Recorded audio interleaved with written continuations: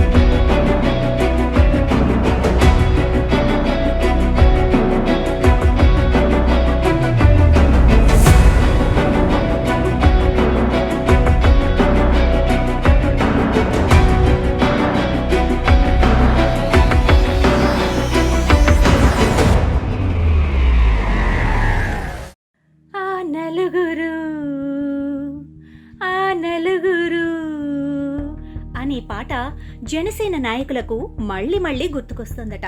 కారణం జూన్ 12న హరిహర వీరమల్లు విడుదల కావాల్సి ఉన్న సందర్భంలో కరెక్ట్ గా థియేటర్ల మూత అనే వార్త విడుదల కావటం వెనుక ఆ నలుగురి పాత్ర ఏదైనా ఉందా అన్న చర్చోపచర్చలు సాగుతున్నాయి. ఈ మధ్య ఈ థియేటర్ల గొడవ ఒకటి గందరగోళానికి గురిచేస్తోంది. ఆ నలుగురిలో ఎప్పుడూ ముగ్గురి పేర్లు బాగా హైలైట్ అవుతాయి, కానీ ఆ నాలుగో పేరు ఎవరిదో తెలియదు. కానీ ఆ నలుగురు అనటానికి బాగుందని అంటున్నారులా ఉంది చూస్తుంటే. అది సరే, ఆ నలుగురిలో మనకు కావలసిన ఒకరైతే ఉన్నారుగా.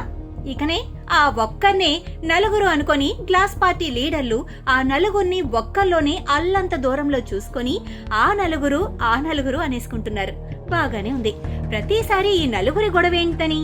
జూనియర్ సినిమా వస్తే ఒకలా, అల్లు హీరో మూవీ రిలీజ్ అయితే మరోలా, ఇక పవన్ సార్ సినిమా అంటే ఇంకోలా.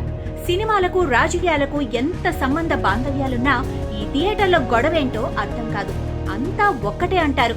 పవన్ గెలిచి ఉపమంత్రి అయ్యాక తమదైన శైలిలో ఆయన్ని కలవటం, అందులో తన ఆత్మీయ అల్లువారు కూడా ఉండటం అదో టైపు. ఇక్కడ మరో అనుమానాస్పదం, ఆలోచనాత్మకం ఏంటి అంటే, సరిగ్గా ఇదే అల్లువారు పవన్ ఇక్కడ ఉప ముఖ్యమంత్రిగా ప్రమాణ స్వీకారం చేస్తుంటే ఎక్కడో విదేశాల్లో ఉండి రాలేకపోవటం ఇదో టైపు. ఇది దూరం మెయింటైన్ చేయడంలో భాగమా లేక యాదృచ్ఛికమా అర్థం కానంత అయోమయంలో జనమేమీ లేరిక్కడ. ఇది మరో ఇంకో టైపు. ఇదిలా ఉంచితే పుష్పరాజ్ థియేటర్లోకి వచ్చేసరికి అడవులను దోచేవాడు కథానాయకుడు ఎలా అవుతాడన్న ప్రశ్నలకు బదులివ్వటంలో A hero was around 40 years back. He is someone who safeguards the forest, and now the hero is someone who cuts away the forest and who is a smuggler. థియేటర్ల మూత కార్యక్రమం దాగి ఉందా?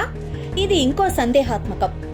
ఏమో, కౌంటర్లు ఎన్కౌంటర్లు ఎప్పుడూ ఒకేలాగానే ఉంటాయని ఎలా చెప్పగలం? కొందరి నోటితో అంటారు, కొందరి నొసటితో చెప్పక చెబుతారు, మరికొందరి ఏకంగా చేసి చూపిస్తారు. ఇది ఆ టైపేమో. ప్రతీకారముల యందు అతీకారములు వేరయా విశ్వదాభిరామ వినురా మామ అంటూ కొందరు అంటూ ఉంటారు. ఇందులో భాగంగా చూస్తే ఇది ప్రతీకారానికే అతీకారము కావచ్చు. వీరి గుమ్మడి పండు ఆ నలుగురి పేరేమిటి అంటే ఎవరు మాత్రం ఏం చెప్పగలం?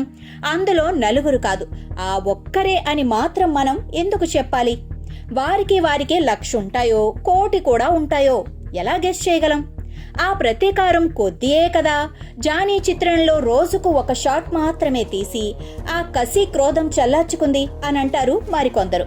అబ్బో, అదో పాత కథ, పెద్ద కథ. ఇప్పుడెందుకు? కాస్త డీటెయిలింగ్ లోకి వెళ్తే బేసిక్ గా రోజుకు 4 సీన్లు తీస్తారు. కావాలని 4 షాట్లు కూడా తీయకుండా అలా నాంచి తీయటం అందులో భాగమే అంటారుగా. ఇలాంటివి అనుకోకుండా ఉండలేం. ఇదో జబ్బు జాడ్యం మనది. హీరో మావాడు, ఆట మాది, కానీ కాసు నీదా? సన్ ఆఫ్ సత్యమూర్తి అన్న గొడవ ఈనాటిదా చెప్పండి? ఏ నాటిదో?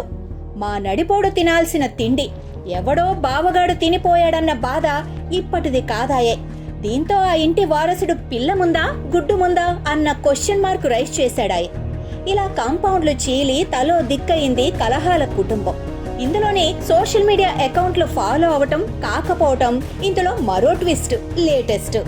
ఈ క్రమంలో వాళ్లల్లో వాళ్ళు నంద్యాల హై డ్రామాలాడి హైపులు తెచ్చుకొని ఇప్పుడు మరో సరికొత్త థియేటర్ డ్రామాకు తెరలేపితిరి. ఆ తెర దించేదెప్పుడు? ఈ నాటకానికి ముగింపెప్పుడు? తీస్తే ఇది ఒక సినిమా అవుతేమో. హరిహర వీరమల్లు మాలీవుడ్ అదే మలయాళంలో బాగా ఆడొచ్చేమో.